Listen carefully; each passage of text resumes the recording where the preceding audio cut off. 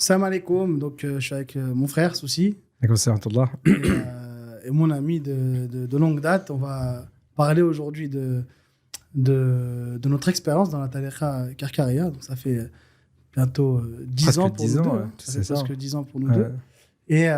Et voilà, donc l'idée c'est ça. L'idée c'est beaucoup de gens en réalité se posent la question c'est quoi la tariqa Karkaria, etc. Nous on a eu des profils où chacun de notre côté on a réussi à faire des choses. Moi dans le foot, toi aujourd'hui tu es influenceur sur TikTok. Donc les gens se disent mais comment des gens comme ça ils peuvent être dans une tariqa avec des controverses. On va en discuter tranquillement. Et je propose déjà qu'on commence par se présenter parce qu'il y a des gens qui ne nous connaissent pas. C'est vrai. Donc honneur aux anciens. Si c'est honneur ancien, t'as quelques mois de plus que moi. Bismillah, t'as quelques mois de plus que moi. Alors voilà, moi c'est Samy, j'ai 38 ans, donc je suis originaire de Villeneuve-la-Garenne dans le 92, j'ai grandi en France, je suis d'origine tunisienne et marocaine, donc alhamdoulilah, grâce à Dieu. Voilà, j'ai connu la Talegham en 2014, Ouais. j'ai commencé à connaître en 2014 et je l'ai intégré en 2015. Voilà, moi j'ai fait une école de commerce, donc classique, grande école, j'ai été diplômé en 2012, je crois. Ouais, c'est ça. J'ai été diplômé en 2012 en finance. Voilà, je me suis spécialisé en finance. J'ai travaillé chez Valeo, qui est l'un des plus grands groupes industriels automobiles du monde. J'ai été dans la Tour d'Ivoire, donc j'ai vu en fait les coulisses des grandes boîtes dès le début en fait, parce que je travaillais avec le CODIR, tout ça, etc. Donc c'était une super expérience. À l'époque, moi j'étais au reporting financier, donc avec l'équipe de finance de Valeo, on gérait, je crois, 400 millions de chiffre d'affaires sur un chiffre d'affaires global de 3 milliards. Donc, tu apprends des trucs, Ouais. c'est super intéressant.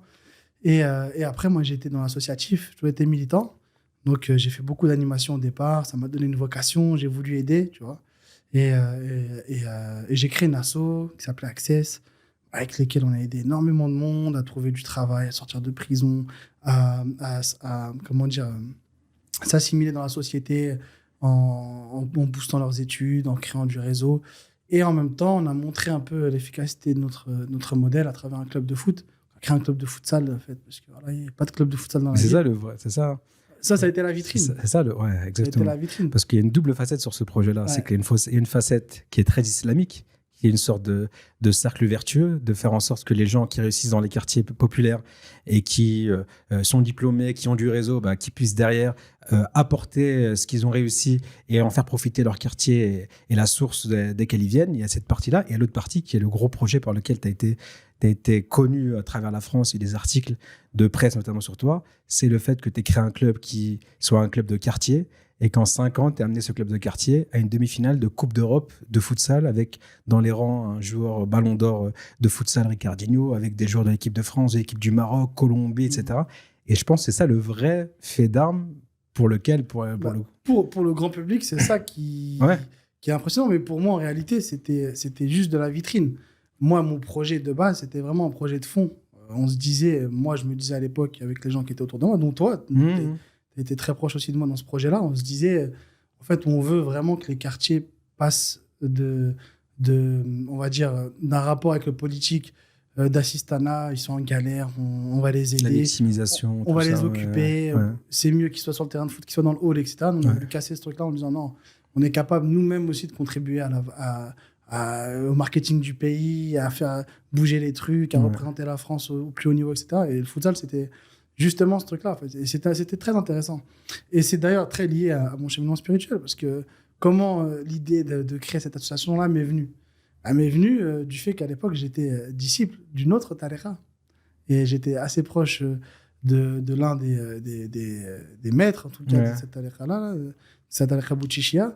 Et du coup, à l'époque, on m'avait demandé de créer une association parce que le faqir, il devait être inséré dans la société, utile et tout.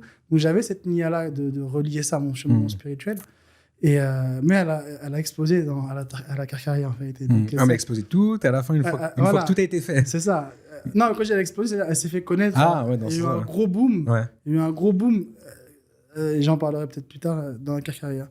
Et du coup, c'était intéressant. Et voilà. Donc, en gros, mon profil, ça a été ça. Donc, il y a des gens qui ont suivi, d'autres qui n'ont pas suivi. D'ailleurs, il y a une série qui parle très bien de ça sur Canal+, qui s'appelle Futsal Social Club, qui retrace un peu le parcours de ce truc-là. Mais voilà. Donc, moi, grosso modo, c'est un peu ce que j'ai fait.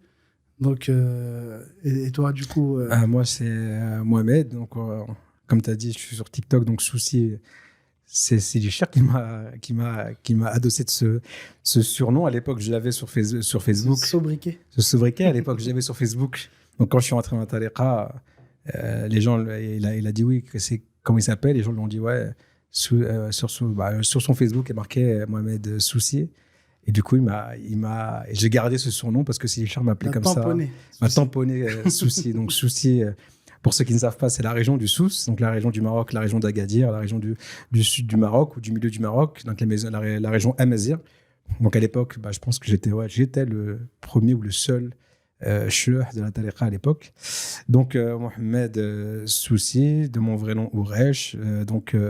Je suis, comme toi, diplômé d'une école de commerce, tout en financement et marketing, 2012, toujours, même promo. Par la suite, j'ai travaillé chez Eurosport, je travaillais chez Enedis en tant que chef de projet digital chez Eurosport par rapport aux applications Eurosport. Donc, il y avait Eurosport, il y avait Rugby Rama, etc. Les applications diffusées sur 13 millions d'utilisateurs que je devais gérer à l'époque, jusqu'en 2017. Et puis, c'est là où je t'ai rejoint sur ce projet-là, après être entré dans la Tariqa d'ailleurs, où moi, le monde du salariat m'avait fatigué, j'avais fait le tour. Et vraiment, moi, je voyais ça comme de l'esclavage moderne, c'est-à-dire que pour demander tes congés, tu dois demander l'autorisation à un chef. Tu as un salaire qui est restreint. À l'époque, j'étais consultant, donc on me vendait une entreprise beaucoup plus chère que ce que moi je touchais. Donc, c'était vraiment de l'esclavage pour le coup. Et vraiment, en plus, je voyais vraiment à terme, j'ai vraiment vu le salariat comme l'esclavage. On te donne de l'argent pour que tu puisses payer tes factures, payer ta nourriture, un peu avoir du bon temps. Mais c'est l'esclavage moderne. Au lieu de que tu sois possédé par quelqu'un et que ce quelqu'un te nourrisse, te loge, et bien en gros, il te nourrit pas et te loge, mais il te donne juste les moyens de te nourrir, de te loger. Donc c'est vraiment ça. Après, il y a un énorme respect à tous ceux qui travaillent aussi, qui sont salariés. Oui, qui bossent à l'usine, qui galèrent. On l'a été, donc, bien sûr. C'est pas une critique de ces gens-là, mais du système. C'est une critique du système du salariat que moi, j'ai perçu comme ça dans mon cheminement à moi, on va dire, professionnel, où j'ai perçu le salariat, les limites du salariat, à partir du moment où j'ai vendu mes heures de travail, mes 40 heures de travail par semaine, et qu'elle me donnait une rémunération en échange, et que cette rémunération, par rapport à ce que j'apportais dans la boîte, je considérais que c'était pas ce que ça valait, entre guillemets. Donc, à ce moment-là, je t'ai rejoint sur ce projet-là d'Access, donc c'était en 2015. Et voilà, et en dehors de ça, effectivement, je suis on va dire un TikToker, je ne sais pas si on dit ça comme ça, ou je suis en tout cas quelqu'un qui fait des vidéos sur Internet, des vidéos positif, influenceur. Des vidéos notamment sur le Maroc, sur l'histoire également, l'histoire du Maroc, parce que j'estime que les Marocains de France, puisque le public que je vis, ce sont des Marocains de France, j'estime que les Marocains de France n'ont pas de culture véritable de leur pays d'origine, ils ne connaissent pas son histoire. Lorsqu'ils vont au Maroc, pour eux, ils vont au Bled, et ils vont parfois ils vont à Fès ou à Marrakech, ils rentrent dans la Médina. Pour eux, c'est juste des remparts en terre cuite, alors que ça a une histoire parfois de 10 siècles, de 12 siècles, etc. Donc, moi, j'ai eu envie sur les réseaux sociaux de transmettre cette histoire du Maroc, cette culture du Maroc, et puis faire en sorte que les Marocains aient conscience de l'héritage millénaire qui est celui de leur pays. Donc ça, je pense, c'est pour T'es suivi par combien de personnes sur TikTok? Sur TikTok, 132 000, quelque chose comme ça, et sur Insta, par 7 000 ou 8 000. Il faut te suivre sur Instagram. Là. Les gars, suivez-moi sur Instagram et sur YouTube aussi. Oui. Et j'ai lancé la chaîne YouTube, sur YouTube également. Mais effectivement, n'hésitez pas à me suivre sur Insta et sur TikTok. Et donc, on en arrive du coup, ça c'est le contexte. Et c'est intéressant, en fait, je trouve c'est intéressant de rappeler ce contexte parce que en fait, il y a deux angles de vue des gens par rapport à la Tariqa Kalkalia. Les proches des Fouqara, leurs familles, leurs amis, ils n'ont pas la même vision de la Tariqa Kalkalia que des gens qui n'ont aucun lien avec la Tariqa Kalkalia. C'est-à-dire que les gens qui nous découvrent sur Internet ou qui voient les nombreuses rumeurs ou les calomnies qui circulent sur Internet, ces gens-là, ils ont une image du point de vue des calomnies qu'ils ont reçues, effectivement, et c'est logique. Mais les gens qui ont côtoyé les Fouqara, eux, non, ils savent à quoi ça correspond. Et je vais donner une anecdote que je t'avais déjà racontée, mais je trouve elle est vraiment symptomatique de ça. Donc, c'est l'anecdote par rapport à mon frère. Donc, mon frère, il me voit dans la Tariqa, il me connaît. Tu vois, c'est laquelle? Elle est exceptionnelle, cette anecdote. Donc, le mec, il me voit, il me connaît, je suis son frère. Il sait très bien comment je suis, il sait très bien que, contrairement à ce que pensent certains, on n'est pas des illuminés. Au contraire, on a la tête sur les épaules. Comme on vient de le dire juste là, on est inséré socialement à tous les niveaux. On est mariés, on a des enfants, donc on est totalement insérés. Et mon frère, donc il parlait il a rencontré quelqu'un, il discutait avec cette personne-là. Cette personne-là lui dit, oui, moi je suis soufi, je suis dans une tariqa, on va pas la citer parce que c'est pas intéressant.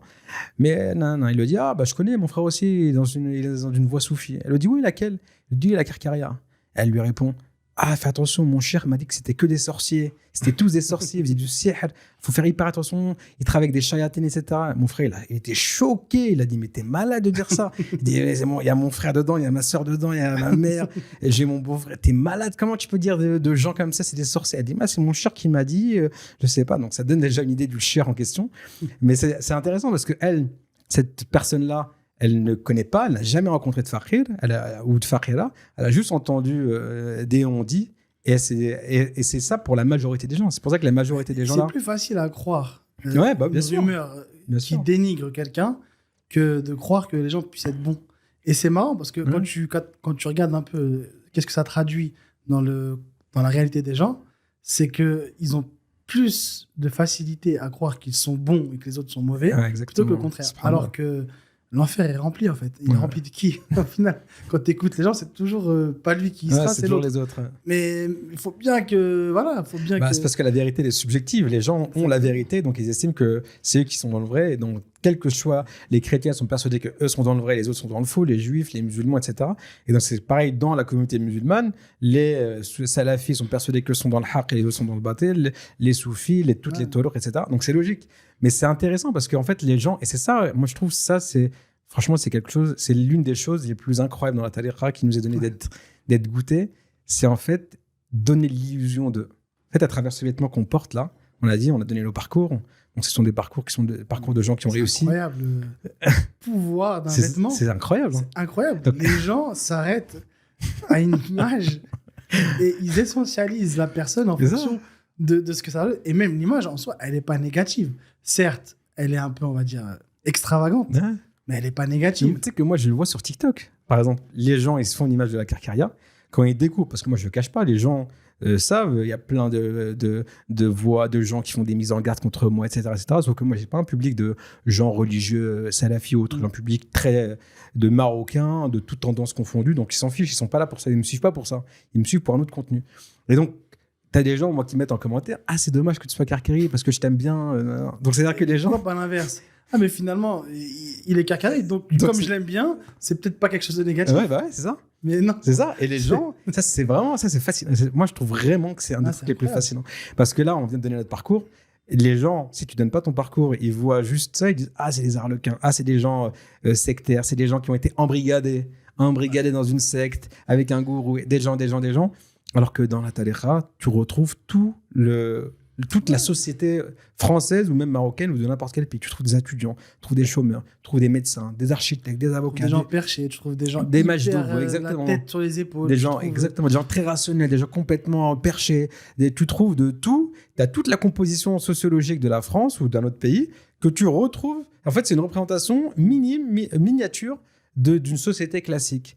Et les gens, ils essentialisent le tout à 2-3 vidéos qu'ils ont vues. Ils ont la hadra aussi, ça fait flipper les gens, ça. Ou la hadra, exactement, ça fait flipper les gens. Mais c'est ce que moi au début dans la voie quand je suis entré, c'est ce que je disais subhanallah, moi j'ai jamais vu ça parce que faut être clair, nous dans la tariqa, avant que la tariqa quelqu'un arrive, les groupes ou les voix soufis, elles cachaient ça, elles en parlaient pas. Elles le cachaient, elles en parlaient pas. La tariqa Kalkalia, elle n'a rien à cacher. C'est aussi une de ses particularités, c'est qu'elle montre tout. Par exemple, il y a des vidéos ou des photos du cher avec de l'argent où il est en train de récolter et c'est montré, c'est en direct. Les gens le prennent, regardez le cher, il amasse de l'argent alors que pas du tout. Et elle montre tout. Et les tolours, maintenant, j'ai remarqué moi que maintenant qu'elle montre leur hadra aussi, elle commence à... Oui, moi j'ai eu la chance d'avoir une expérience dans une autre tariqa. Ouais. Et ce que je trouve relativement intéressant, c'est qu'il y a des gens qui sont dans des tolours, qui sont soufis et qui sont critiques par rapport à la Karkaria. 100%. Et je le dis, 100%. Ce qu'on fait dans la Karkaria existe dans la tariqa que j'ai fait avant. Tout ce qu'on fait, ils l'ont aussi. Sauf les vêtements. Oui, à part la muraqa. C'est vrai. Mais la muraqa, elle existe dans d'autres tolours. Enfin, d'une autre manière, mais voilà, je crois que c'est les baïfal. Les Mourisdines et tout au Sénégal. Donc, dans une autre culture. Mais la muraqa, elle est issue aussi de la tradition du maître, entre guillemets. c'est Abdel Nachi, je pense, qui portait la muraqa. Même Cheikh Bouzizi, Darqawi, Ibn Ajiba. Exactement, donc ça dépend de la culture. Mais entre guillemets, tout ce qu'on fait, le wird, la hadra, le hal, le secret, les visions, même les visions dans la Kakaria, c'est le cœur du cheminement parce que sans vision, il n'y a pas de ma'rifa. Donc c'est par la vision que tu accèdes à la connaissance de Dieu. Mais dans les autres turuq, même si c'est pas uniformisé, que tout le monde n'a pas accès à ça, il y a plein de gens qui racontent leur vision, qui racontent leur mushahada, leurs rêves. Et moi, j'en suis témoin parce que dans la tariqa où j'étais avant, c'était courant de ouf.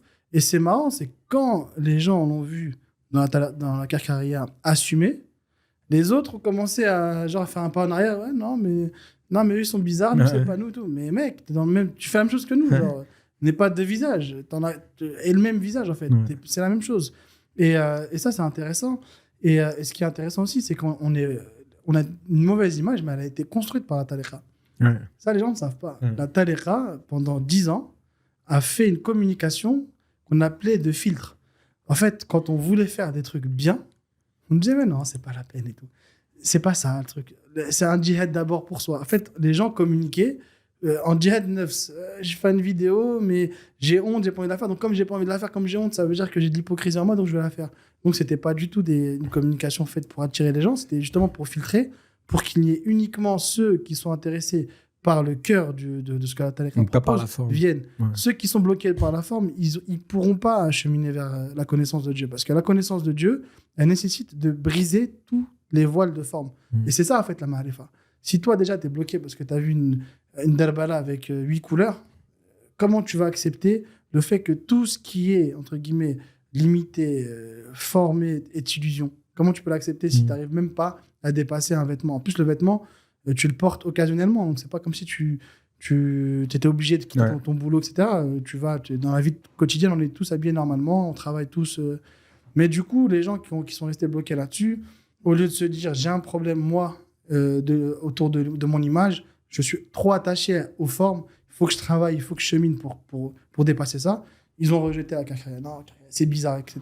Maintenant, c'est aussi le truc. Là, on est peut-être dans une nouvelle phase où peut-être que c'est un peu plus institutionnel aujourd'hui. Le shir aussi est beaucoup plus institutionnel aujourd'hui qu'hier, parce qu'à l'époque, il était non protocolaire. L'argent, franchement, pendant 15 ans, je pense qu'il n'était même pas question d'argent, parce que la tariqa a commencé en 2007 quand même. Il n'était même pas question d'argent, en fait. Le shir travaillait, mettait son argent au service des fuqara. Donc là, maintenant qu'il y a du monde et qu'il faut construire, et qu'il faut accueillir, et qu'il faut nourrir, oui, maintenant, il y a une notion d'argent qui s'est incorporée au cheminement, mais qui est franchement secondaire, et en plus de ça, qui n'est pas obligatoire, qui n'est pas imposé aux disciples. Et c'est intéressant, en fait, de voir cette différence de perception, cette différence de réalité, c'est-à-dire, je l'accepte. Et moi, j'étais un ancien disciple d'une autre tariqa. Donc, l'argent dans l'autre tariqa, ça fusait, en fait. Ça dérangeait personne. Et c'était très bien. C'était... des gens en font meilleur usage que nous. Qu'est-ce que je vais faire, moi, avec mon surplus? Je vais peut-être aller en vacances, m'acheter des conneries, peut-être, voilà, c'est pas forcément le truc. Eux, ils vont construire des universités, aider des pauvres, etc. Donc, la notion d'argent, elle est même islamique, avec la zakat, avec le sadaqa, avec le khumous, qui est un concept islamique. Toutes ces choses-là étaient déjà au temps du prophète et sont une notion qui existe partout. Maintenant, effectivement, guerre aux dérives, parce que souvent, c'est l'apport des dérives, et après, on en parlera peut-être à la fin sur toutes les accusations qu'il peut avoir à Talifa. On en discutera rapidement. Mais bon, après, c'est passionnant. Effectivement, c'est intéressant ce que vous avez dit par rapport aux formes, parce que en fait, le cœur de la tariqa Kalkiria, c'est exactement ça. C'est le fait que tu veux accéder à la connaissance d'Allah, donc tu veux accéder à l'incréé, à celui qui n'a ni forme, ni couleur, qui n'est pas du domaine de la création, et tu veux y accéder. Mais ce qui t'empêche, c'est la création. Mais justement, cette création-là, c'est un voile que tu es censé dépasser dans la tariqa. La tariqa, tu es censé atteindre un maqam dans lequel Allah Azza wa Jalla dit dans Surat Ar-Rahman, Kullu man alayha fan wa yabqa wajhu rabbika dhul jalali wal ikram. Tout ce qui est sur cette terre est fana, est anéanti, est illusion, et il ne reste que le visage de ton Seigneur plein de noblesse et de majesté. Et c'est ça, en fait. Et ce vêtement, c'est le symbole, c'est un des symboles, parce qu'il a énormément de symboles. Ce vêtement, il est passionnant parce on peut en parler pendant des heures et des heures. Il y a vraiment, c'est extraordinaire. C'est incroyable. Déjà, juste le fait que il n'y a pas deux disciples qui ont la même muraqa, parce que les carreaux, les couleurs, les tailles ne sont pas disposés, en fait, sont faites individuellement. C'est comment un vêtement qui uniformise une confrérie et en même temps unique pour chacun. Ouais, individualise chacun. En fait, c'est le symbole c'est le symbole de la création en réalité. Comment des créations différentes unifient ou rassemblent l'existence d'un seul Dieu. Mais en fait, c'est pour ça que c'est exactement ce que je dis. C'est-à-dire que, en fait, on pourrait renvoyer ça à la nefs. C'est comme si chaque molacha représentait une nefs. Chacune de nos nefs, dans le fond, c'est la même. Elles viennent de la même source. Nous avons créé d'une seule nefs. Cette nefs-là unique, elle donne des personnalités différentes. Mais ces personnalités différentes, elles ont une même source, un même asl. Et la molacha, c'est pareil. Elles se ressemblent plus ou moins de loin, mais quand tu regardes dans le détail, eh bien, on voit les traits de personnalité, on voit les différences de chacune par rapport à ça. Mais moi, j'arrive à reconnaître les gens par leur muraqa. Moi aussi, moi je vois le muraqa. Je sais que c'est un muraqa d'un tel. Exactement, c'est ouf. Pareil, tu la vois sur un canapé, tu sais qu'elle est. Ça, c'est incroyable. Donc là, maintenant, on va parler un peu plus, je pense, de comment on est rentré. Tout à fait. Ouais. Je pense que c'est le volet important. Moi, de mon côté, comme je l'ai dit tout à l'heure, j'ai été faqir pendant 5 ans dans une autre tariqa, donc voilà, avec des hauts, des bas, mais un cheminement. Donc ça m'a permis vraiment de me familiariser avec le soufisme. Moi d'ailleurs, quasiment toute ma famille était là-dedans. Donc ça m'a permis justement de comprendre cette chose-là. En plus, le soufisme, il faut savoir un truc, c'est hyper maghrébin. Maroc, Tunisie, Algérie, dans les constitutions des pays, dans l'islam des pays, la voie soufie est ancrée en fait. Donc c'est pas du tout... C'est financé, c'est subventionné. C'est soutenu. Pas considéré comme déviant, c'est historique, c'est l'islam sunnite traditionnel. Il faut savoir que le soufisme, pour ceux qui ne connaissent pas, c'est par définition la voie d'élite spirituelle. Je ne parle pas d'élite sociale, je parle pas de... Spirituellement, c'est les gens qui vont dépasser, entre guillemets, ce que la charia impose, c'est-à-dire les règles, qui vont dépasser ce que la foi et la croyance imposent, c'est-à-dire l'aql, pour essayer d'arriver à la connaissance par le goût, par l'expérience, par ces choses-là. Donc, c'est une élite spirituelle, ce n'est pas forcément une élite sociale. Il y a des gens qui sont dans le soufisme qui sont pécheurs. D'ailleurs, un disciple est pécheur par nature, donc il s'éduque à transformer ce péché-là. Il est là pour comprendre pourquoi ce péché-là est en lui et comment le dépasser, etc. C'est comme ça qu'il se purifie, et ça jusqu'à toute sa vie. Donc tu peux voir bien sûr de tout dans les disciples, et surtout, et nous on le sait parce qu'on se connaissait avant, tu vois l'évolution des disciples, elle est incroyable. Moi, je t'ai connu avant la tariqa, t'es pas du tout le même mec qu'aujourd'hui, mais pas du tout. Mais je peux en témoigner 10 fois. Et moi-même, j'étais pas du tout le même mec. Et les gens, des fois, ils disent, t'as changé. Mais non, en fait, j'évolue par rapport à mon éducation. Et chaque période de mon éducation fait que j'évolue. Donc voilà, donc moi, après, quand j'ai connu la tariqa Karkaria, en fait, elle présentait ce que j'ai appris dans le soufisme classique, c'est-à-dire dans mon expérience avec l'autre tariqa, mais avec la réalisation garantie.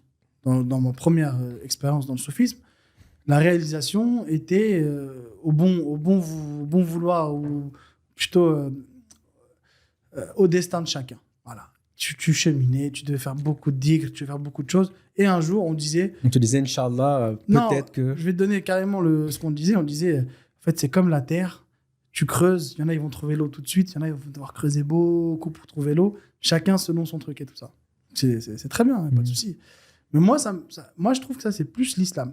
C'est plus l'islam qui renvoie à ça. Pourquoi ? Parce que l'islam, effectivement... Quand tu parles d'islam, tu parles du degré de l'islam. Oui, je parle du degré du premier degré d'islam. Je parle du degré de la pratique des règles, des us et coutumes, des hasanat, de la loi islamique, voilà. du reste. Donc, dans le cadre de l'islam, effectivement, il faut être patient parce que tes œuvres, elles ne sont pas récompensées tout de suite. Il y en a qui sont récompensées sur place, il y en a qui sont récompensées dans le temps, etc.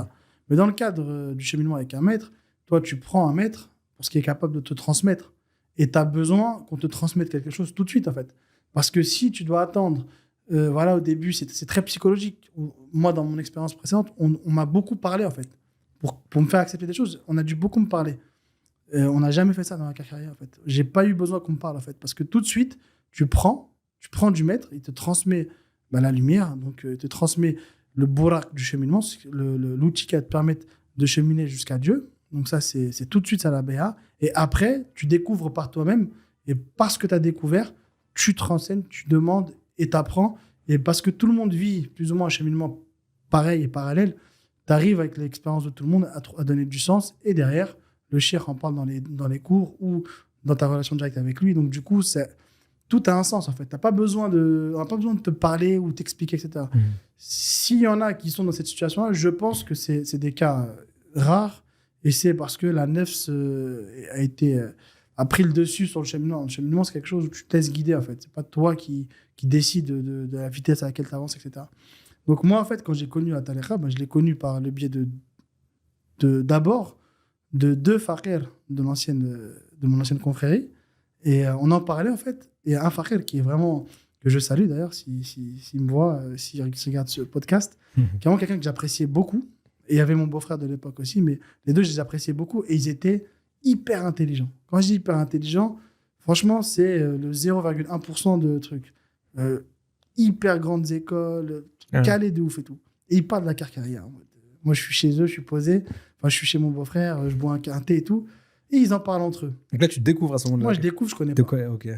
Ils parlent, ils disent c'est super intéressant. T'as vu, il est jeune, le shir. Il parle de choses hyper passionnantes. En plus, un muraqa, ça grave du sens. C'est les différents degrés de la nef. Qu'est-ce que t'en penses? Ah ouais, mais c'est super. Ils en parlent de manière très positive en réalité. Moi, je les écoute. Je dis, c'est quoi ça? Ils me montrent une vidéo des mecs en multicolore en train de danser. Moi, j'avais quitté la Taliqa avant. Mais on était restés potes. La Taliqa, l'ancienne. Et on était restés potes. Moi, j'avais dit, gars, j'ai quitté une Taliqa, on était bien habillés, propres, connus, reconnus. Franchement, je vais pas. Comment vous pouvez vous intéresser d'un truc où les gens sont habillés comme ça et tout? J'ai été dans ce truc-là moi-même, tu vois. Et c'est pour ça que je comprends la démarche des gens. Et eux, ils me disent non, mais c'est passionnant et tout. Bon, après, il y a des trucs que je comprends pas encore et tout. Je dis ok. Je laisse ça, mais je laisse ça tomber sur place, moi. Et je vais te raconter une anecdote que je crois que je t'ai jamais racontée, mais qui est intéressante. Parce que ça montre aussi le maqam de la wilaya. Bref, et du coup, les années passent. Et j'ai un autre pote à moi, mais vraiment un très bon ami, un ami d'enfance. Le premier truc, c'était quoi? C'est 2014 à peu près? C'est 2014, ça. Donc c'est 2 ans avant. C'est un an avant ton entrée, ok. 2014. Moi, je zappe ça. 8 mois après, j'ai un pote, pareil, qui est dans une autre confrérie soufie lui-même. Et il est en train de découvrir la carcaria. Moi, je ne le sais pas, il ne me dit pas. Un jour, il m'appelle, il me dit. Lui, il est un peu mystique comment il parle, tu vois. C'est Difaro. C'est Falor, quoi.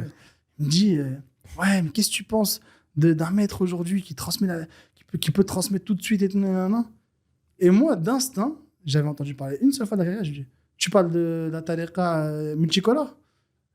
Ah, comment tu sais ça et tout, Je dis, j'ai entendu parler de ça aussi. Je lui dis, toi aussi, t'es là-dedans et tout? Non, mais c'est un truc de fou, imagine-toi, c'est vrai et tout. Je lui dis, ouais, on en parle vite fait, mais moi, j'étais pas intéressé.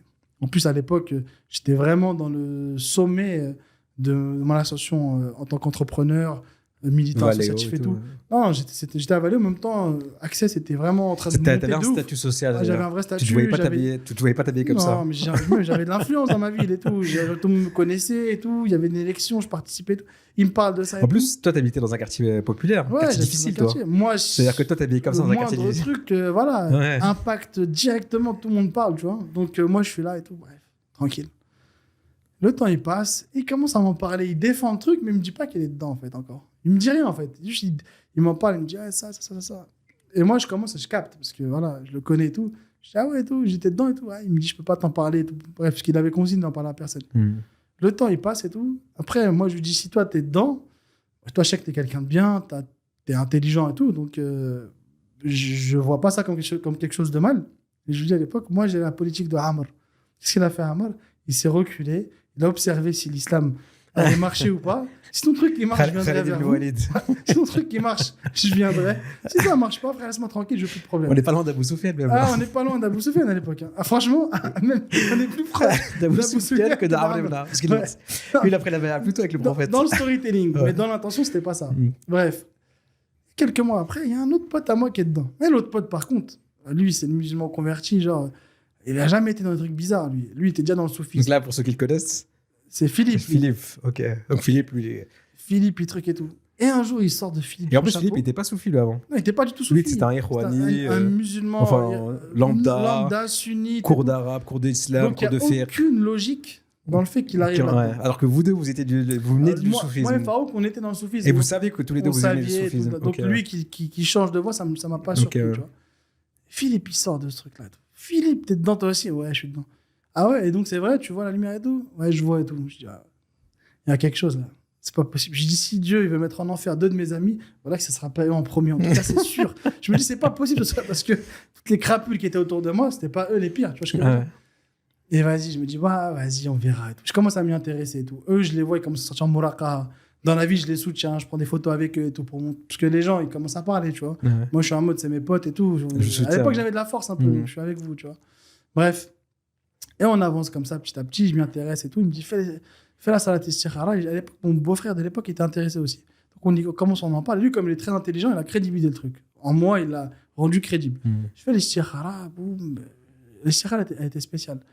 Je vais dans ma chambre et tout. J'avais un rideau transparent, un voile, c'était un voile violet. Et je fais la prière comme ça d'istikhara. Je fais salam alaikum, tac. Le rideau, il tombe. En fait, il est par terre. Il n'est jamais tombé de sa vie. Il n'est jamais tombé de sa vie. Il était violet, le rideau? Il était violet. Il tombe par terre comme ça. Moi, je capte, mais j'ai un petit moment de... Il est tombé, je le remets. Le lendemain, je refais l'istikhara et il retombe. Je dis, c'est chelou, ça. C'est chelou. Après, bon, moi, c'était positif. Donc, je me dis, bon, ouais, je vais y aller. Mais je voulais pas y aller, en fait. La vérité, j'avais déjà connu ça et tout. J'avais la flemme. Je me suis dit, je vais recommencer et tout. J'avais pas envie de... Un groupe, machin... Un groupe, le chien. En plus, le chien, il avait une image GNL. Il était comme ça tout le temps énervé. Sur les photos à l'époque. C'est pas comme aujourd'hui. Hein. Moi, je le voyais. Il avait une image dure, ouais. Tu vois ce que je veux dire? Donc, en fait, et quand tu l'as rencontré, il y avait un contraste incroyable. Je vais te raconter ça aussi, tu vois. Bon, bref, je suis là, je suis... Mais je dois y aller, je sais. Parce que je me dis, si vraiment il transmet la lumière, pas prendre la bain avec lui, c'est honteux, tu vois. C'est une dinguerie, parce que ça a l'air d'être un shir authentique. Et il correspond, si tu veux, à tous les critères des grands maîtres soufis. Et moi, je sais, je connais la valeur de ces gens-là, tu vois. Vas-y et tout. Un jour, avant de prendre la BA, un jour, je suis dans mon bain, je fais comme le baptême du Christ, tu vois. Genre, les chrétiens, quand ils se convertissent, tu rentres ta tête. Ils plongent dans l'eau, je plonge ma tête dans l'eau, je vois une lumière bleue. Dans l'eau. Les yeux fermés. Je ressors, il n'y a pas de lumière. Moi, je capte pas, en fait. Là, je remets ma tête dedans, je la revois. Je ressors 3 fois. Je vois une lumière bleue comme ça devant moi. Tu vois une lumière totalement claire, nette, précise, je bleue. vois quelque chose que j'ai jamais vu de ma vie, en fait. Là, je vois de la lumière bleu turquois. Non, parce que les gens pourraient se dire, ouais, t'as... Non, j'ai vu pendant longtemps. Je restais genre 45 secondes. Tu descendais sous l'eau, tu vois une lumière bleue claire, sans doute. Je voyais une lumière sans doute. Tu remontais avec plus pas, tu descendais. Et je remonte, je parle à Souhail à l'époque que je connais pas. Je dis, mais c'était le mec qu'on m'avait mis en relation. Je dis, mais je vois une lumière. Il me dit, non, mais t'as pas encore la BA, donc tu dois pas à voir ça et tout. Non. Je comprends pas. Il m'a saoulé au début.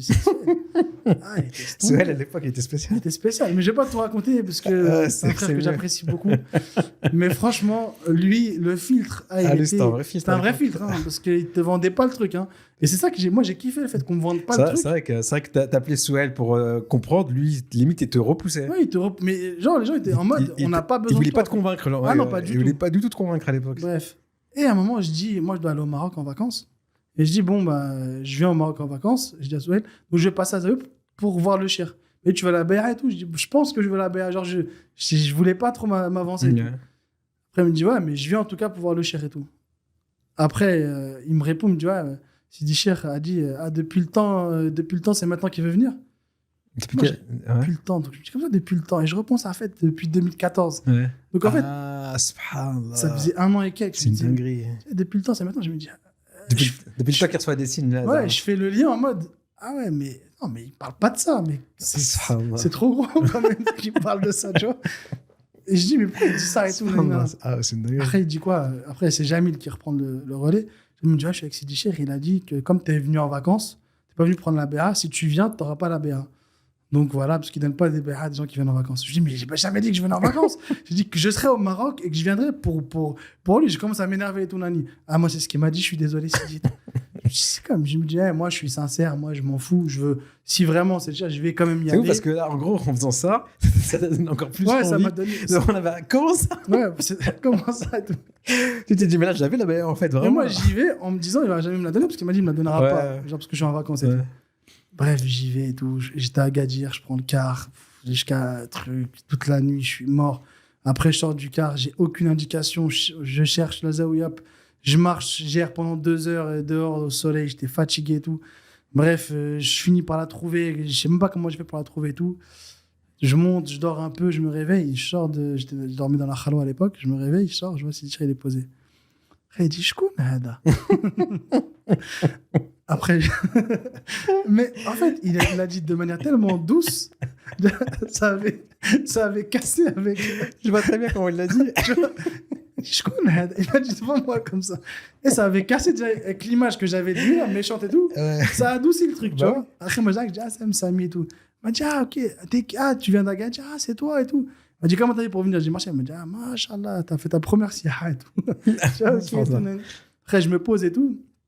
Après, bref, je commence à truquer, mais je vis un hell paradisiaque dans la Zaouia. J'avais une image bizarre, tu sais, parce que tu dis de la lumière et tout, Ouais. t'entends les trucs de sorcellerie et tout. J'y croyais pas, mais j'avais quand même une image en mode ça va être bizarre là-bas. Ouais. Et je vis t'étais une paix dans une intérieure. sakina, Et moi, ouais. j'avais un problème, J'ai le même truc, j'avais un problème cardiaque en fait. Ouais. En fait, je faisais de l'arythmie. Ouais. Et l'arythmie, ça me prenait à tout moment, ça me stressait. J'avais je sais pas comment, des extrasystoles et tout. Donc, c'est Ouais. des trucs qui te fatiguent un peu, tu vois. Et donc, du coup, j'avais peur que ça arrive et tout. Et je me sens bien. Il n'y a pas une seule fois où ça vient. Je me sens au paradis. Je me dis, c'est un truc de ouf. Je kiffe le shirk. Il est magnifique, gentil, humble. Il prie, il nous ramène à manger et tout. Je me dis, c'est jamais vu ça. À l'époque, ouais. Moi, j'avais l'image. À l'époque, il La ramenait à grande manger, confrérie. ouais. Moi, j'avais la grande confrérie. La grande confrérie, le Ouais, shirk, c'est tu passes mignon. devant lui, tu dis salam de la peine, il te regarde. T'es heureux, Ouais. en fait. Là, j'étais comme un fou et tout. Là, t'es en proximité. Et là, j'espère qu'il me donne la BA, tu Ouais. vois. Et là, il y a un autre mec qui arrive de Villeneuve aussi, que je connais de vue. Il arrive comme ça, il vient avec du West-West, ce truc. Il pose des questions de fou au shir. Il lui dit, ouais, est-ce que tu fais la sorcellerie et tout? Il lui dit, non, je fais pas de Tu as sorcellerie. posé des questions comme ça. Ouais. Et je vois, il est patient de ouf avec lui, tout ça. Bref. Et à la fin, et je vois, lui, il est traité comme un roi. Un mec qui dit tu fais de la sorcellerie et tu Lui, il lui est traité comme un tu lui roi. réponds comme ça. Ils vont le chercher en voiture, il est traité comme un roi. Alors Moi, que toi, t'as galéré. Personne ne me calcule. Moi, je suis là, personne ne me calcule de tout ça. Bref. Moi, il vient, il me donne la BA. Je vois la lumière. Sur place. Ouais, sur place. Tu l'as donné direct. dans l'ancienne Khalwa ou. Mais je l'ai vu de la même couleur que le rideau qui était tombé. Mais tu l'as donné dans la Khalwa. Dans la Khalwa, ouais. Ok. C'est la même couleur que le rideau qui était tombé. La C'est même pas couleur, mal. la même. Mais c'est toujours, je vois toujours la même couleur. T'as fait le Donc, lien. il y avait quelque chose. Il y avait une Ouais. Inch'Allah à l'époque. Et bref. Et donc, c'est comme ça que je prends la Du coup, t'as BA. fait le lien que t'as ça à Istikhara avec ta couverture. Oui, mais moi, tout était. En fait, c'était très bien fait. Hein. Ouais. Concrètement, si c'est un scénario, il était très C'était bien écrit. ficelé, Tu vois. ouais, c'est Et le divin derrière, il était grave. Il allait grave dans le sens de Ouais. mon cheminement. Tu vois. Mm. Et donc, du coup, bah, voilà, on a fait ça. Et le mec, de l'autre côté, par contre, il lui donne pas la BA. Limite, il le maudit, mais il lui dit, toi, je t'aurais pas la BA, t'es venu, on t'a bien traité. Il lui dit une phrase que j'ai retenue. Il lui dit, t'es venu avec tes pieds sales salir l'eau de cette zaouïa Ouais. et tout, qui était pure et tout. Nanana.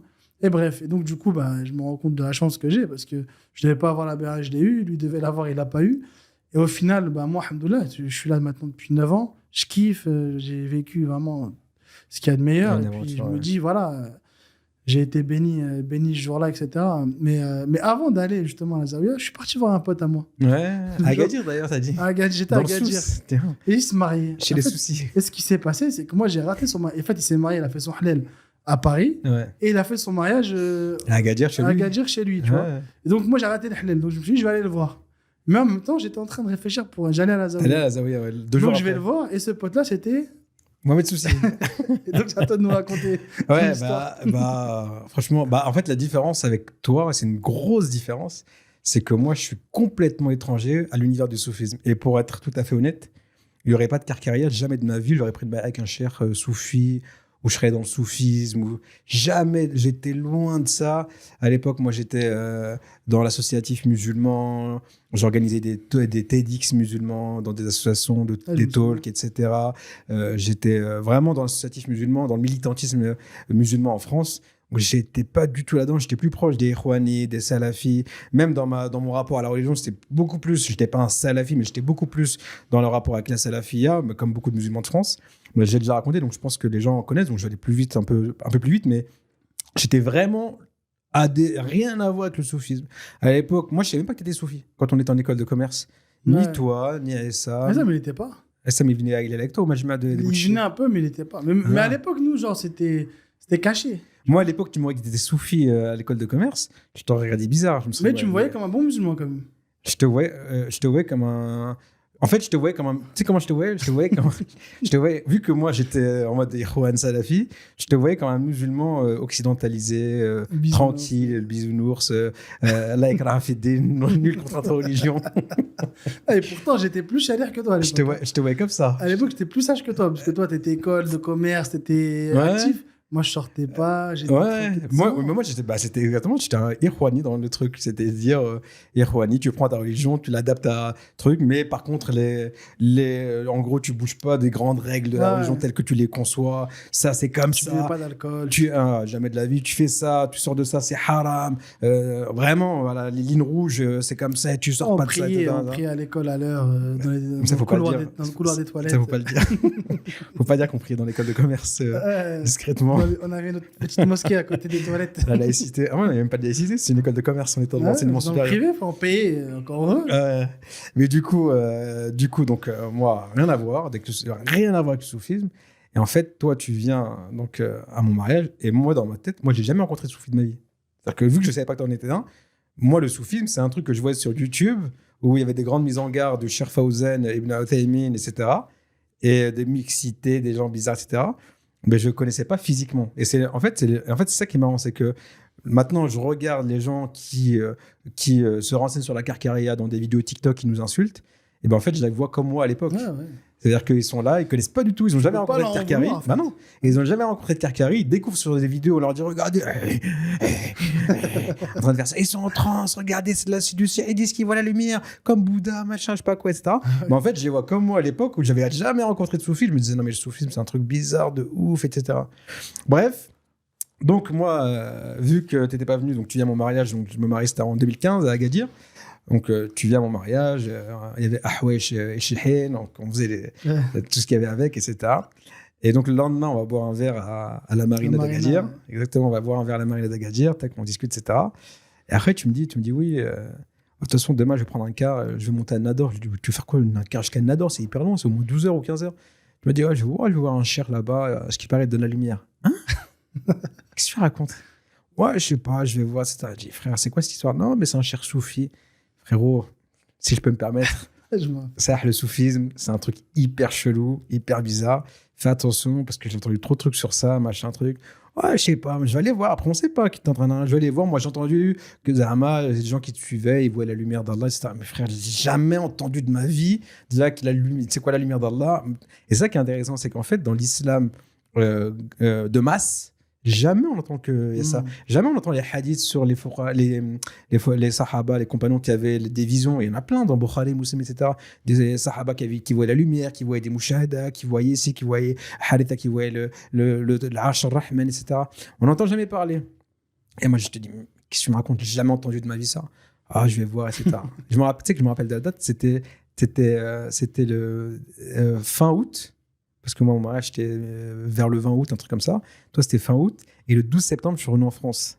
Et je t'avais dit, bah vas-y, quand tu reviens en France, tu me diras. Et je me rappelle, j'étais revenu en France le 12 septembre. Et on s'est vu vers le 18 septembre. Vers le 18 septembre, je viens à Villeneuve-la-Garenne, où tu étais. Et je sais plus ce qu'on devait faire avec Ressam, ou je sais plus qu'on devait faire un truc. Et tu viens avec ta voiture. À l'époque, je me rappelle, tu avais une Mercedes, une classe 1, un truc comme ça. Tu arrives, tu sors comme ça, avec la même Mouraqa, tu sors comme ça de la voiture. Moi, j'aimais bien faire ça. J'aimais bien arriver en Merco, Mouraqa. Comment tu fais avec ça? Je me rappelle de la rue où on était, frère. On était là, et tu arrives en classe A, et je te vois par la fenêtre. Ouais, non, vas-y, on va manger, je sais pas quoi. Je sais plus ce qu'on allait faire. Je dis, qu'est-ce que tu fais? C'est quoi ce truc et tout? Ouais, non, je sais plus comment tu m'expliques le truc. Non, truc. Et en fait, moi, j'ai une nature, je suis une nature curieuse, en fait.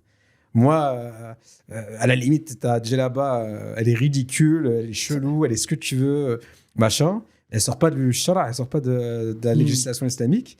Mais moi, je veux comprendre à quel moment un gars qui est diplômé en finance en école de commerce, qui a travaillé chez Valeo, qui est leader associatif d'une grosse association de quartier, qui a un gros budget, qui a un club de sport connu dans toute la France, à quel moment ils décident de mettre un truc comme ça? Moi, je comprends pas. Moi, c'est un truc qu'il faut que je comprenne, en fait, la logique qui mène à ça.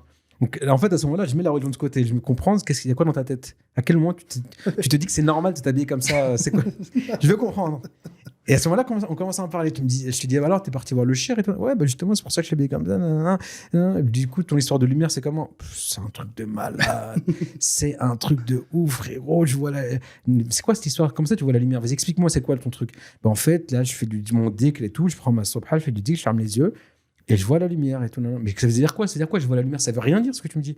Bah, en fait, je ferme les yeux et je vois une lumière apparaître dans le noir. Mon regard fermé, je vois une lumière apparaître qui grandit, qui bouge, qui change de couleur. mais comment ça, mais d'où ça sort ça? T'as déjà vu ça avant et tout? Bah ouais, non. Bref, on se pose, on en parle. Je crois, je commence ça m'intrigue. Donc, et on était avec, bon, je ne vais pas citer son nom, on était avec un pote à nous, un chouh de la tariqa. Un pote à nous de l'école de commerce, qui était un chouh, qui était un vrai bon pote à nous, etc. Qui était là, et donc tu nous en parles. On a dit, je me rappelle, on avait fait un repas avec les potes de l'école de commerce. Tous les gars, tous les frérots de l'école de commerce ont fait un repas. Et tu nous en parles. Je crois qu'il y avait Hassan avec nous aussi. Il était dedans en plus. Lui, il était dedans, mais il n'en parlait pas encore bien. Il n'en parlait pas vraiment, mais il était dedans, etc. Donc, en fait, on commence à en parler, on en parle. Et ça crée de la curiosité. Et je dis ça, mais moi, je vais aller vérifier parce que j'ai jamais entendu de ma vie ton histoire de voir une lumière dans l'islam. Alors, ça n'existe pas, j'ai jamais entendu ça de ma vie. On part, je crois 2 semaines après ou 3 semaines après. Il y avait un petit livret, là. Il y avait un petit livret avec tous les hadiths et les versets qui parlent de... Ouais. Mais moi, je n'avais pas fait ça. Moi, je regardé sur Internet. Je crois 1 mois après, ou 3 semaines, ou 1 mois après, on refait un repas avec les mêmes gars, mais avec Essam. Toi, tu n'étais pas là. Ouais. Je me rappelle, on avait fait un repas à Suresnes. C'était en 2015. Et Essam, à ce moment-là, il nous en parle. Je lui dis, toi, t'es dedans? Ouais, je suis dedans. Vas-y, mais c'est quoi le concept? Il commence à nous en parler. Et en fait, avec Essam, à ce moment-là, on reste jusqu'à 5h du matin dans la voiture et tout. Il nous en parle, on est tous là. On a fait un repas à Suresnes, on sort, on va dans la voiture au moment de partir et on reste dans la voiture jusqu'à 5h du matin. Et il nous en parle. Ouais, non, en fait, non, mais c'est vraiment une dinguerie parce que si, ça. Et donc là, on est plusieurs profils dans ce groupe-là. Moi, là-bas, je suis le profil, logiquement, le moins à même à suivre ce truc-là. Parce que j'étais le mec qui, dans ma tête, j'étais en mode salafi, bid'a, machin truc. Et les autres, c'était en mode des musulmans normaux.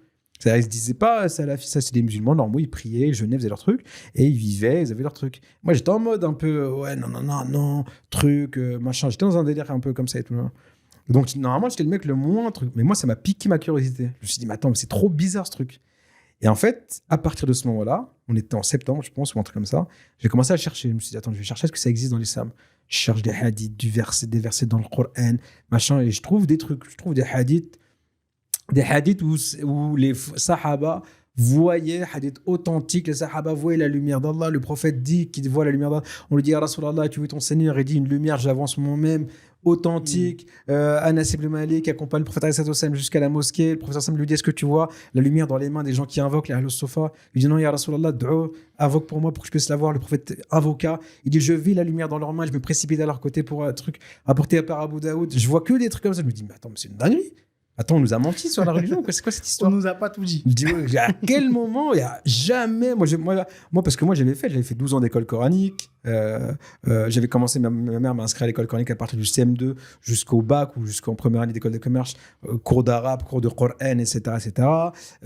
Moi, j'ai ma famille au bled. Quand je viens au bled, toute ma famille, elle est hyper pratiquante. Mon cousin, mon oncle, il est tablir. Donc, on venait, c'était religion, on en parlait, on débattait. Donc, c'est-à-dire que moi, je me dis, mais attends. Et quand je venais au bled, j'allais à l'Aroubia, Tamazir, à la campagne, et ma mère me laissait là-bas pendant 15 jours, 3 semaines dans les mosquées. Avec les lawh, en groupe, là, dans les mosquées, dans les campagnes, dans les montagnes. Alors que moi, je me suis dit, mais attends, à l'époque, j'avais 27 ans. Je me suis dit, mais attends, 27 ans, moi, j'ai jamais entendu ça de ma vie. C'est quoi cette histoire? Je vois des hadiths. À ce moment-là, on s'appelait avec ces potes-là. Ouais, alors, t'as regardé un peu tout là? Je dis, frérot, c'est bizarre, parce que là, je voyais des trucs et tout, ça sort pas de nulle part, leur histoire, etc. Il me dit, ah ouais, je dis, toi, t'en penses quoi? Je dis, franchement, c'est comme bizarre leurs vêtements. Je sais pas, c'est chelou un peu. Et régulièrement, on s'appelait pour faire un point ensemble entre les frères, mais on vous disait pas où. C'était qu'entre nous. Ouais, t'as dit, ouais. Et ce, jusqu'à fin novembre 2015. Fin novembre 2015, tu nous envoies un message, tu dis, les frères, si ça vous intéresse, c'est le cher qui sera là, il va venir à Villeneuve-la-Garenne, il va visiter truc, si vous voulez venir le rencontrer, voir et tout, marhaba. Je dis, vas-y, et tout, vas-y, ok. Vas-y, moi, je vais venir. Et tac, je vais pour venir. Donc, je viens, c'était un samedi, je me rappelle, c'était un samedi, je viens, je rentre, je mets un truc, je rentre et tout. La salle, en fait, à ce moment-là, il y avait toute la génération 2015 qui n'avait pas encore pris la BA ou qui était en train de la prendre. Toute notre génération-là, ils étaient réunis dans cette salle à ce moment-là. Je rentre, je vois le cher, il est posé là, il fait un dars. Et comme tu as dit, je me sens bien, genre. Je me sens bien. Il fait un dars en fausse halé, truc, un peu fausse, un peu dalila. Je suis bien, je écoute. Ok. Après, il fait une pause, il va pour manger. Non, il va faire une pause un peu truc. On sort dehors de la Zaouïa, de ce qui était à l'époque la Zaouïa à Villeneuve. Et je me rappelle, je parle à Jamil. Et Jamil, je parle avec lui, je dis, mais tiens, c'est comment? Il me dit, moi j'ai une mouchahada. Pour te dire, j'ai une mouchahada de ouf où dans mon dhikr, je voyais le paradis, les gens au paradis. En fait, il me dit, c'est comme s'ils flottaient. Je les voyais flottants, avec comme une djellaba marocaine, mais en mode capuche. Il me dit, je les vois comme ça. Il me dit, à un moment, je vais pour voir leur visage, et je vois leur visage, c'est que de la lumière. Il m'a dit après, j'ai pas compris cette mouchahada.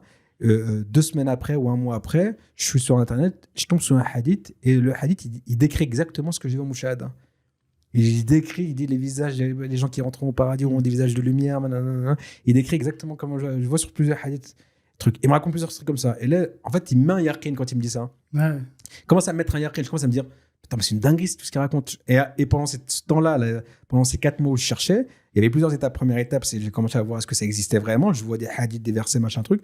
Et plus j'avance dans le temps, plus j'approche de l'arrivée du shirk, plus je commence à y croire. Et les dernières 3 semaines, je commence à regarder les vidéos d'Akarkari. Je me rappelle, je tombe sur la vidéo de Florian habillé en Archbandil avec son fond vert et il dit c'est incroyable, j'ai vu les gens du paradis, nanana. C'était vraiment magnifique. Il répète le mot magnifique 10 fois dans la vidéo, etc. Je me rappelle très bien cette vidéo de Florian que je salue d'ailleurs.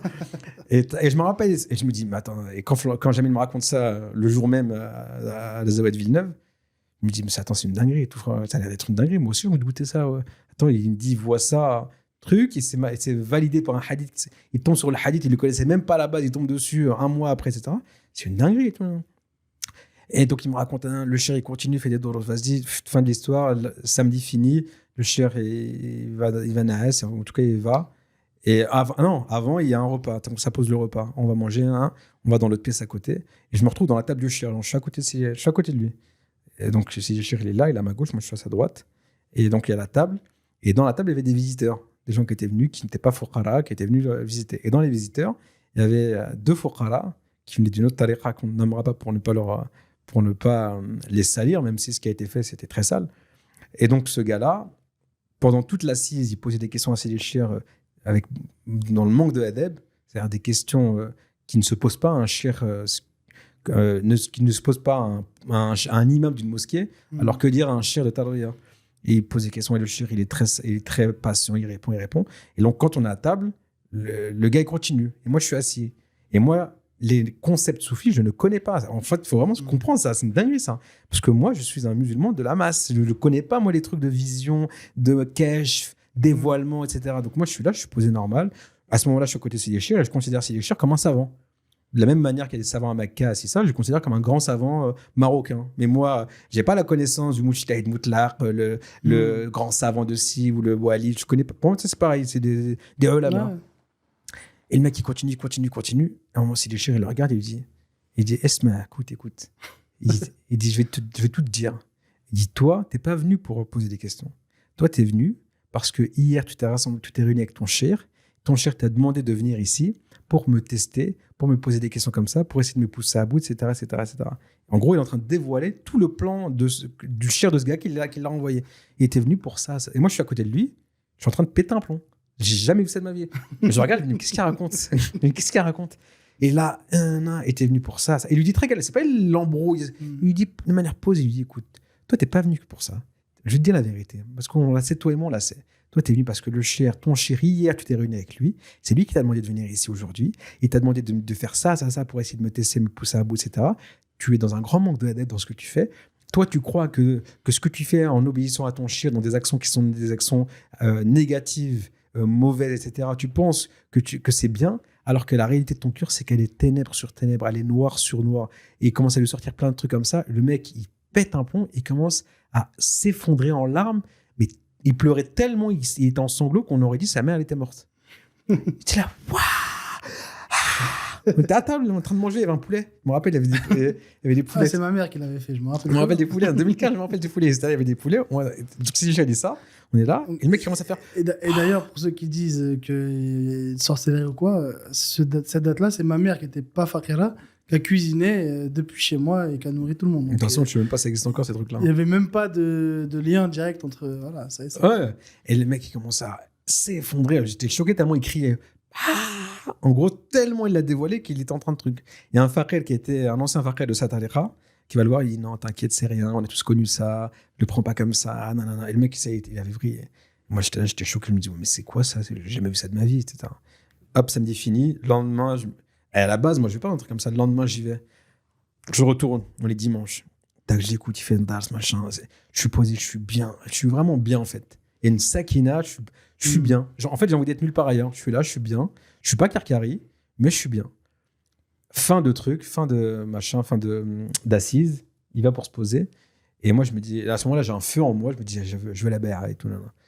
Et je rappelle que je ne suis pas soufi. Donc, c'est-à-dire que je me dis, je veux la béa. Je vais le voir, donc il était dans sa pièce. Je demande au four est-ce que je peux rentrer. Et ils me disent oui, tac, je rentre. Et à l'époque, ça c'est intéressant aussi, c'est qu'à l'époque, moi je suis un berbère, je suis un vrai amazigh. C'est-à-dire que moi, ma langue maternelle, c'est le shluh, c'est le amazigh. Je suis pas arabophone à la base. À la base, je lisais, j'ai appris à lire l'arabe, à l'écrire, etc. Donc je savais lire le Coran, etc. Mais je comprenais rien à ce qu'il avait écrit. J'étais pas du tout arabophone. Ma langue maternelle, c'est le shluh complet. Avec ma mère, je parlais shluh avant de parler français. C'est-à-dire que moi, à ce moment-là, c'est des fourqala qui me traduisent quand je parle au shir. Et ça, c'est intéressant parce qu'aujourd'hui, je parle au shir normal, etc.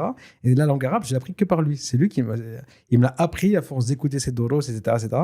Aujourd'hui, j'ai une discussion normale avec lui et n'importe où d'ailleurs, je vais n'importe où dans les mondes arabes, je parle en arabe, j'ai plus de difficultés. Ça, ça vraiment, c'est une rahma que je le remercie pour ça parce que c'est vraiment un truc de ouf. Parce que ne pas parler arabe, de manière générale pour un musulman c'est très compliqué et on s'en rend pas compte quand on est jeune mais on s'en rend compte quand on grandit et qu'on veut écouter des doros ou des trucs et qu'on peut pas. Et donc je rentre dans la pièce, donc on me traduit, je me rappelle c'est Mohamed Akaouch, j'ai été Allah yarhamou, en tout cas qu'Allah le récompense et dire qu'Allah fait miséricorde, je sais pas pourquoi, qu'Allah le récompense, qui traduit. Donc je dis voilà Sidi, voilà je voudrais prendre la béa avec toi, etc. Est-ce que c'est possible et tout qu'on prenne la béa? Il m'a dit c'est mieux au Maroc et tout, un truc, etc. Je dis non, mais en fait, moi je vais venir au Maroc et tout. J'ai prévu d'aller au Maroc. C'est juste pour que je puisse m'entraîner à faire le wheel, etc. En voyant cette lumière, etc.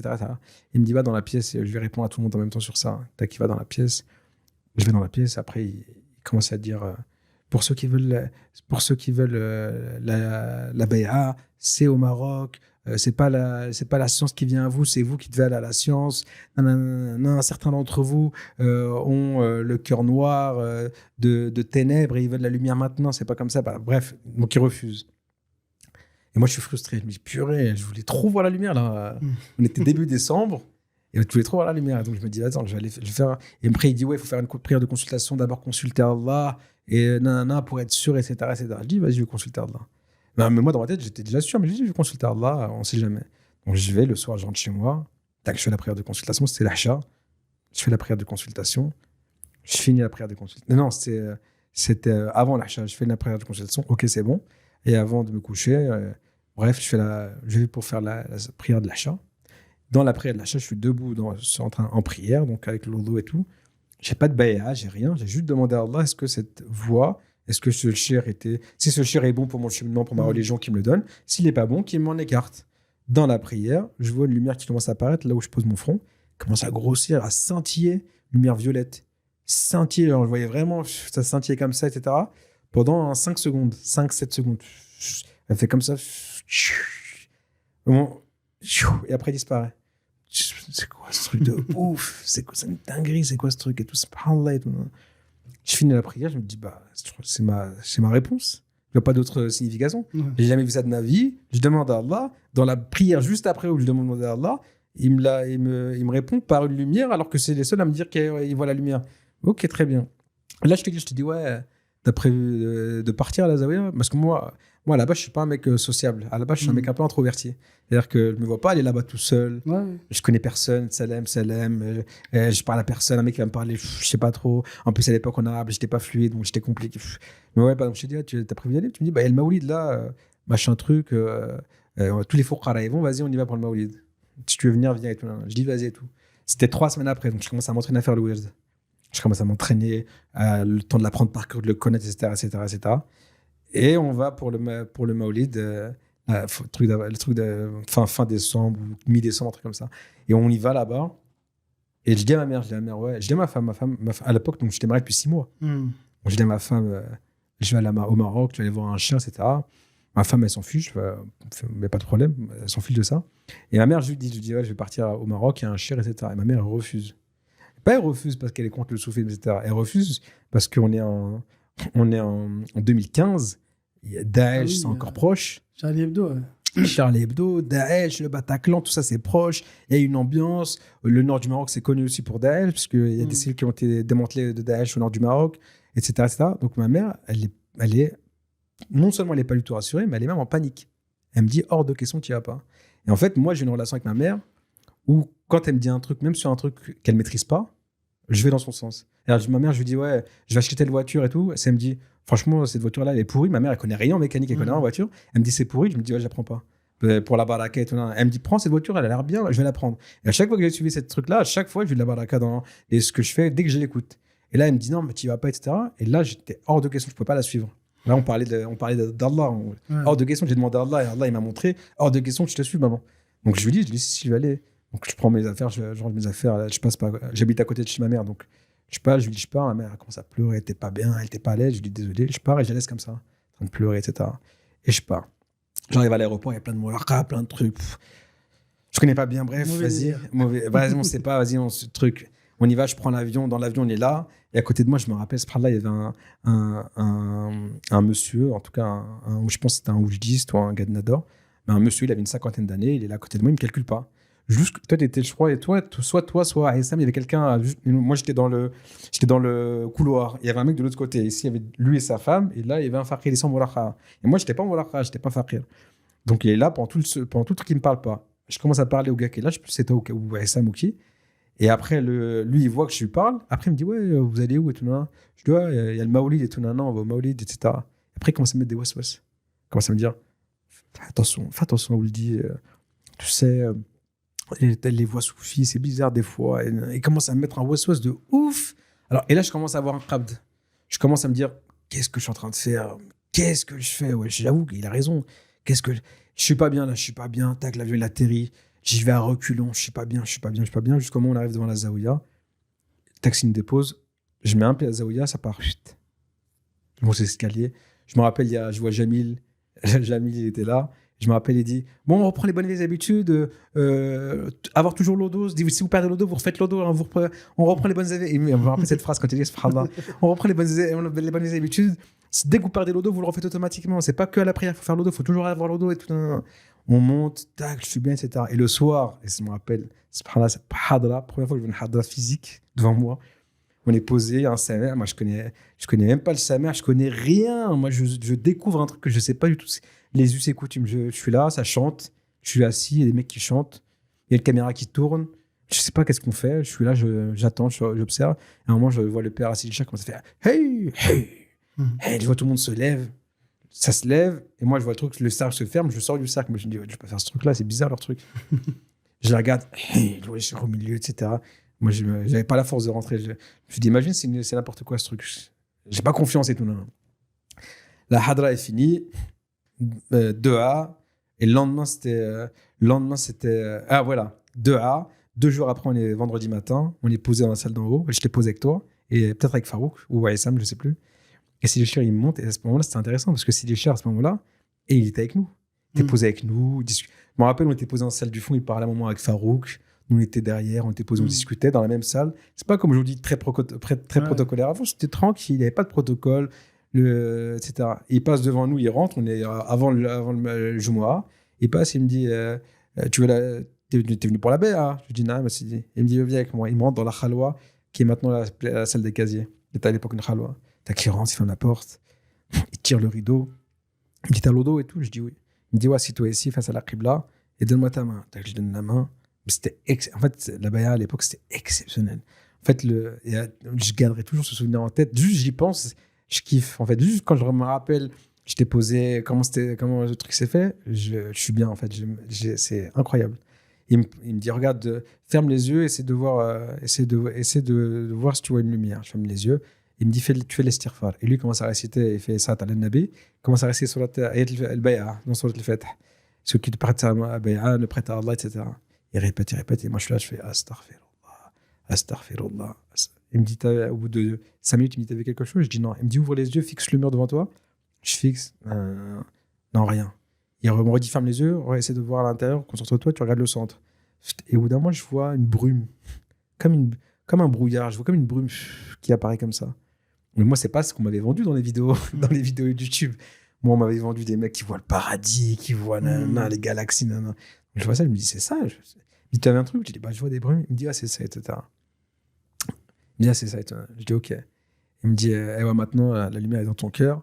Maintenant, à toi, plus tu feras des bonnes œuvres. Ibn Abbas, dans le hadith, il dit, la foi est une lumière qu'Allah dépose dans le cœur de son serviteur croyant, et elle augmente et diminue selon l'accomplissement d'œuvres pieuses. Plus tu vas être miséricordieux avec la misère, avec la création, plus tu vas être bien dans ton rapport à Dieu, plus tu vas faire des actes d'adoration, plus elle va grandir. Par contre, si tu fais rien et que tu ne suis pas ta bay'a, elle va diminuer. Il faut que tu la protèges, c'est un trésor. Je dis, ok, mais je suis hyper frustré. Je dis, ouais, c'est pas ça qu'on m'a vendu à la base. Moi, je ne m'attendais pas à ça. Je sors, t'as qu'on sort avec Sidi Cher, puis il sort, je le suis, je viens, je me rassois avec vous. Tout à l'heure, tu l'as vu? Je dis, bah, je sais pas, franchement, j'ai vu un truc, je sais pas si c'est ça, etc., etc., etc. Le soir, Majma, Hadra, le soir, je me dis, ah, frère, je vais pas ne pas la faire, je suis là, vas-y, de toute façon, je vais la faire, donc je la fais. Il faut la Hadra. Et après, il y a le milieu où on s'arrête, on fait le dhikr du Ism Allah. On s'arrête, c'est le chéri, on se le dhikr du Ism Allah, je ferme les yeux, Allah, et là, je commence à voir, mais en ultra HD, une étoile qui apparaît, qui explose. Je vois vraiment l'explosion en ultra HD. Je vois les grains de lumière qui s'éparpillent dans mon champ de vision, etc. Je commence à m'effondrer en larmes, à pleurer, à me dire subhanallah, mais qu'est-ce que j'ai fait? Pourquoi Allah il m'honore à ce point-là? Subhanallah. La hadra est finie. Cette mouchahada-là, je me rappelle toute ma vie tellement elle était incroyable. En ultra HD, c'était du 4K, c'était incroyable. Et au milieu de la hadra, etc. Après, on est rentré en France. Et c'est le début c'est le début d'une autre histoire. C'est le début d'une autre histoire. Un deuxième, exactement. Un deuxième podcast, Inch'Allah, parce que là, on a fini l'heure qui nous est allouée. Exactement. Donc là, Ijazik. Et puis on fera ça. Je pense que ce serait intéressant d'en faire un autre parce qu'il y a beaucoup de choses à dire. En vrai, on pourrait faire 10 heures de podcast. C'est que l'introduction là. Ouais, on pourrait en faire 10 heures, mais on va en faire d'autres, Inch'Allah, parce qu'il y a beaucoup de choses à dire et il y a beaucoup de choses beaucoup d'idées reçues à casser. Les gens, ils ont beaucoup d'idées reçues. Moi, débunker. Moi, je vois sur mon TikTok, souvent, je reçois des messages de gens qui me disent oui, la carrière. Moi, la dernière fois, une fille qui m'a envoyé un message sur Instagram. Salam, je suis intéressé par la tariqa, mais j'ai peur. J'ai entendu que le shir vous prenez votre argent et qu'il vous frappait. Quoi? Qui t'a dit ça? J'ai dit écoute, elle m'a posé des questions. J'ai renvoyé vers une farqela. Je dis va interroger cette farqela, etc. Je dis mais là, ce que tu as dit, ça n'existe pas ni l'un ni l'autre, ni de prendre l'argent, ni de frappe. Alors là, truc. Donc, il y a beaucoup d'idées reçues à débunker. On le fera, Inch'Allah, dans un prochain épisode. Inch'Allah. Salam alaikum. Comme ça, rahmatullah.